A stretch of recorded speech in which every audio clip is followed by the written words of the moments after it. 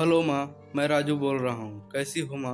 मैं ठीक हूँ बेटे। ये बताओ तुम और बहू दोनों कैसे हो? हम दोनों ठीक हैं। माँ आपकी बहुत याद आती है। अच्छा सुनो माँ, मैं अगले महीने इंडिया आ रहा हूँ तुम्हें लेने। क्या अब हम साथ ही रहेंगे? नीतू कह रही थी माँ जी को अमेरिका ले आओ। वहाँ अकेली परेशान हो रही होंगी। हेलो, सुन रही हो माँ? हाँ हाँ बेटे। बूढ़ी आंखों में खुशी की अश्रुधारा बह निकली। बेटे और बहू का प्यार नस नस में दौड़ने लगा। जीवन के 70 साल गुजार चुकी सावित्री ने जल्दी से अपने पल्लू से आंसू पोंछे और बेटे से बात करने लगी। पूरे 2 साल बाद बेटा घर आ रहा। बूढ़ी सावित्री ने मोहल्ले भर में दौड़ दौड़ कर एक खबर सबको सुना दी। सभी खुश थे। चलो बुढ़ापा चैन से बेटे और बहू के साथ गुजर जाएगा। राजू अकेला आया था। उसने कहा कि माँ हमें जल्दी ही वापस जाना है, इसलिए जो भी रुपया पैसा किसी से लेना है वो लेकर रख लो। तब तक मैं किसी प्रॉपर्टी डीलर से मकान की बात कर लूँ। मकान? माँ ने पूछा। हाँ माँ, अब ये मकान बेचना पड़ेगा वरना कौन इसकी देखभाल करेगा। हम सब तो अब अमेरिका ही रहेंगे। बूढ़ी आंखों में मकान के कोने कोने को ऐसे निहारा जैसे किसी अबोध बच्चे को सहला रही हो। आनन फानन और औने पौने दाम में राजू ने मकान बेच दिया। सावित्री देवी ने वो जरूरी सामान समेटा जिससे उनको बहुत ज्यादा लगाव था।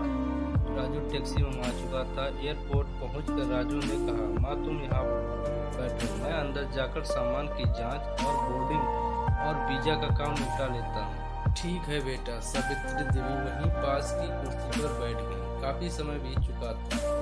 बाहर बैठी सावित्री देवी बार बार उस दरवाजे की तरफ देख रही थी। इसमें राजू गया था, लेकिन अभी तक बाहर नहीं आया। शायद अंदर बहुत भीड़ थी। सोचकर बूढ़ी आंखें फिर से टकटकी लगाई थी। अंधेरा हो चुका था। एयरपोर्ट के बाहर भीड़ भी कम हो चुकी थी। माँ जी, किससे मिलना है? एक कर्मचारी ने वृद्धा से पूछा। मेरा बेटा अंदर गया था टिकट लेने, वो मुझे अमेरिका ले जा रहा है, सावित्री देवी ने घबराकर कहा। लेकिन अंदर तो कोई पैसेंजर नहीं है। अमेरिका जाने वाली फ्लाइट तो दोपहर में चली गई। क्या नाम था आपके बेटे का? कर्मचारी ने सवाल किया।